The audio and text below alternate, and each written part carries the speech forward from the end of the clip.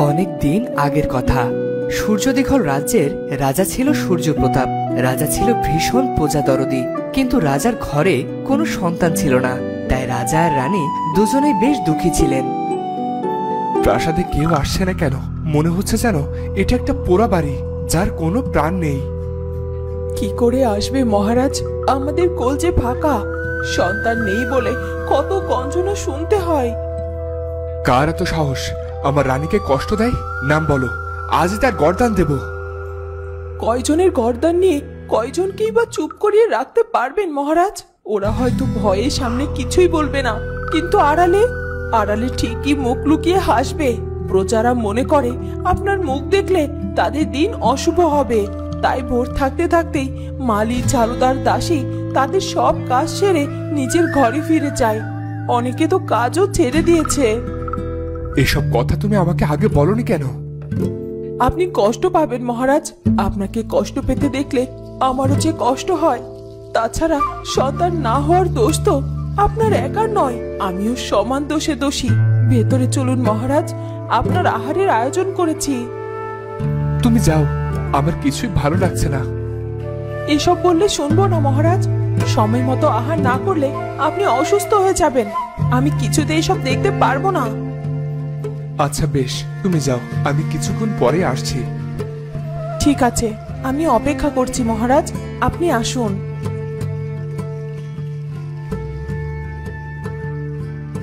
তোমায় ডেকে পাঠালেন, আপনি ঠিক আছেন তো? তুমি কি জানো, প্রাসাদের ঝাড়ুদার থেকে দাসী সবাই ভোর থাকতে তাদের কাজ গুছিয়ে চলে যাচ্ছে। তারা আমার মুখ দর্শন করতে চায় না, শুধু আমার কোনো সন্তান নেই বলে। অপরাধ ক্ষমা করবেন মহারাজ, ওরা আমাদের মূর্খ প্রজা, ওরা কুসংস্কার মেনে চলে। আপনি এসব ভাববেন না, উপরওয়ালা চাইলে কি না হয়। মন্ত্রীর কাজ তো রাজাকে মন্ত্রণা দেওয়া। তুমি কি এমন কিছুই করতে পারো না? তুমি কি পারো না আমার মাথায় বসা আটকুরে বদনাম ধুয়ে মুছে দিতে? মহারাজ, আপনি চাইলে আমি আপনার জন্য 7 সমুদ্র 13 নদী পাড়ি দিয়ে আসতে পারি, কিন্তু সন্তান এ যে বড়ই অমূল্য। আমি কেমন করে আপনাকে সন্তান এনে দিতে পারি মহারাজ? রাজার কথা মতো মন্ত্রী চলে গেল বাচ্চার খোঁজ করতে। সারা রাজ্য, এমনকি আশেপাশের রাজ্যগুলোতেও খবর পাঠানো হলো, কিন্তু কোনো লাভ হলো না। কেউ তার সন্তান রাজাকে দিতেই চাইল না।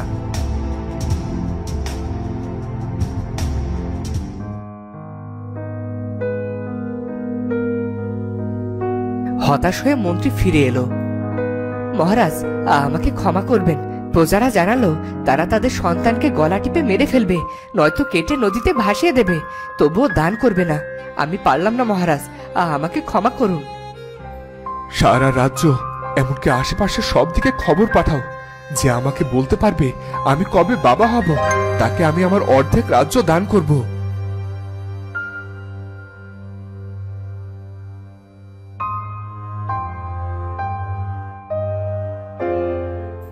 রাজার এমন ঘোষণাও কোনো কাজে দিল না। কেউ এলোই না রাজাকে এমন সুসংবাদ দিতে যে তিনি কবে বাবা হবেন। কোনো উপায় না পেয়ে রাজা তার রাজ্য ছেড়ে গোপনে বেরিয়ে গেলেন। মহারাজকে আমি ছলে বলে কৌশলে এমন করে হাতের পুতুল তৈরি করেছি যে আমি যা বলি মহারাজ তাই বিশ্বাস করে নেন।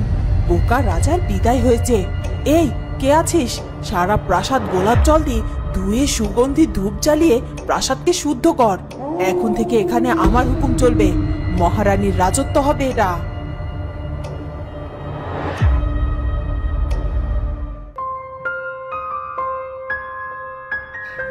আমি পাপী, আমি অপরাধী। আমি কখনো আমার রানীকে সুখী করতে পারিনি। নারী জীবনের সেরা উপহার মা হওয়া, আমি আমার রানীকে সেই উপহার হতে বঞ্চিত করেছি। আমার জীবনের কোনো মূল্য নেই। আমি বাকি জীবন এই বনেই কাটিয়ে দেব, তবুও আর রাজ্যে ফিরব না। কে এই গভীর বনে কে কথা বলে? কার এত সাহস আমার ধ্যান ভঙ্গ করে? যে আমার ধ্যান ভঙ্গ করছে তার সন্তান যেন শান্ত গাছ হয়ে যায়। সন্ন্যাসীর কথা শুনে রাজা এবারে অঝরে কাঁদতে শুরু করলেন। কে তুমি? কাঁদছো কেন? কি চাই তোমার? আমি এক হতভাগ্য রাজা, প্রজাদের মুখে হাসি ফোটাতে পারিনি বলেই এই বনের জীবন বেছে নিয়েছি। আমার কোনো সন্তান নেই বলেই আমি এমন জীবন বেছে নিয়েছি, আর আপনি আমার সন্তানকে শান্ত গাছ হওয়ার অভিশাপ দিলেন সন্ন্যাসী বাবা। আমার কথা বিফলে যায় না। আমি দেখতে পাচ্ছি তোমার একটা ফুটফুটে মেয়ে হবে, কিন্তু তার জীবনে বড্ড বিপদ। কি করে সম্ভব সন্ন্যাসী বাবা? এত কিছু যখন বললেনই, তখন আরো একটু বলে দিন, কি করলে আমি কন্যা সন্তানের পিতা হতে পারি? রাজা সূর্যপ্রতাপ, তোমার রাজ্যের ছোট্ট একটা গ্রামের নাম কাজল দিঘি। সেই গ্রামের এক কুঁড়ে ঘরে বাস করে কাঠুরিয়ার কন্যা কাজল রেখা, যে চোখ মেললে সূর্য হাসে, যার হাসিতে ফুল ফোটে, আর পায়ের স্পর্শে রুক্ষ মাটিও বিছিয়ে দেয় নরম ঘাসের চাদর। তুমি যদি ওকে বিয়ে করো তবে তোমার ভাগ্য বদলে যাবে। কিন্তু সন্ন্যাসী বাবা, আমি তো বিবাহিত। আমার আবার বিয়ের কথা শুনতে পেলে মহারানী মনে বড় আঘাত পাবে। তুমি রাজা হলেও বড্ড সরল, কিন্তু ওই কাজল রেখার সাথেই তোমার বিয়ে হবে। বিয়ের পর কাজল রেখাকে এই আঙুরগুলো খাইয়ে দিও, তোমার ভালো হবে। আর কাজল রেখাকে আগলে রেখো। প্রাসাদে ওর অনেক শত্রু হবে, ওর বাচ্চারও বিপদ হবে, কারণ সৎ লোকের শত্রুর অভাব হয় না। বেশ, আমি ফিরে যাচ্ছি। তবে আপনি আপনার অভিশাপ ফিরিয়ে নিন সন্ন্যাসী বাবা। তীর একবার হাত ফসকে বেরিয়ে গেলে যেমন তাকে আর আটকানো যায় না, ঠিক অভিশাপও তেমনি। তবে কি আমার কন্যা গাছ হয়ে জীবন কাটাবে? ওর কি মানব জীবন ফিরে পাওয়ার কোনো আশা নেই? না, রাজকন্যা গাছের জীবনকে যদি কোনো প্রকৃত ভালোবাসায় স্পর্শ করে, তবেই সে মানব জীবনে আবার ফিরে পাবে। আপনাকে অনেক ধন্যবাদ সন্ন্যাসী বাবা। আমি তবে আবার ফিরে যাই।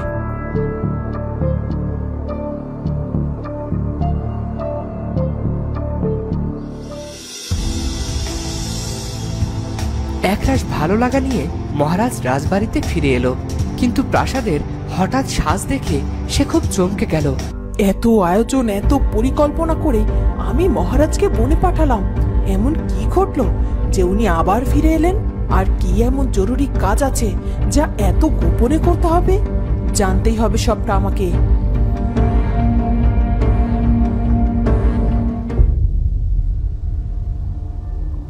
মহারাজ বেশ গোপনে খুব ধীরে ধীরে মন্ত্রী মশাইকে সন্ন্যাসীর সব কথা খুলে বললেন। মহারাজ, আজ আমি খুব খুশি। কতদিন বাদে একটা ভালো খবর পেলাম। আমি এখনই যাচ্ছি কাজল দিঘিতে। তোমার যাত্রা শুভ হোক।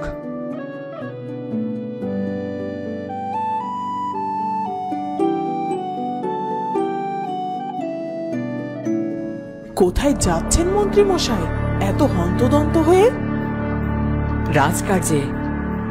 কিসের এত রাজকার্য আপনার, যেটা মহারানীকে বলা যায় না? ক্ষমা করবেন মহারানী, দূত যখন কোনো গোপন খবর পাঠায় সেটা কেবল রাজা মন্ত্রীর মধ্যেই গোপন থাকে। মন্ত্রী কাজল দিঘির উদ্দেশ্যে রওনা দেয়, আর কাজল দিঘিতে গিয়ে কাজল রেখার বাবা কাঠুরিয়ার সাথে দেখা করে। আমি রাজা সূর্যপ্রতাপের মহামন্ত্রী, আপনার সাথে কিছু কথা বলতে চাই। আমি তো আমার খাজনা সময়ের মধ্যেই মিটিয়ে দিয়েছি। তাহলে আপনি কেন এসেছেন? আমার কি কোনো অপরাধ হয়েছে? না না, এসব কোনো ব্যাপার নয়। আমি আপনার মেয়ে কাজল রেখার বিয়ের জন্য বিয়ের পয়গম্বর নিয়ে এসেছি। আপনার কোনো আপত্তি না থাকলে আমাদের মহারাজ আপনার মেয়ে কাজল রেখাকে তার দৌরানি করতে চান। মহারাজ তো কি হয়েছে এমন আটপুরে রাজার সাথে? আমি আমার মেয়ের বিয়ে কিছুতেই দেব না। মারুন কাটুন যা ইচ্ছে করুন, আমি আমার মেয়েকে নিয়ে এই রাজ্য ছেড়ে চলে যাব। তবুও সোনার প্রতিমা নর্দমায় বিসর্জন দেব না। আপনি আসুন। শুনুন, আমার কথাটা শুনুন। মন্ত্রীর কোনো কথা না শুনে কাঠুরিয়া চলে গেল।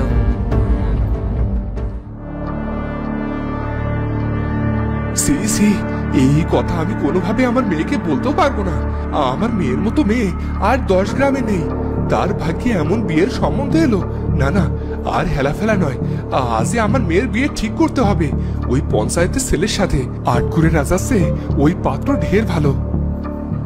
কাঠুরিয়া তো আমার কোনো কথাই শুনলো না। আমি মহারাজকে গিয়ে কি জবাব দেব?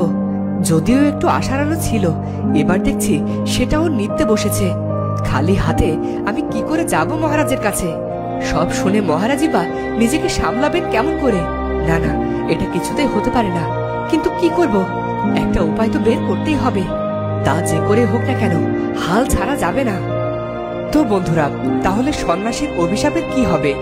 মহারাজ কি কখনো সন্তানের পিতা হতে পারবেন না? আর কাজল রেখা কি এই সব কথা জানতে পারবে? সেটা জানবো আমরা পরের পর্বে। দেখা হচ্ছে পরের ভিডিওতে। ধন্যবাদ।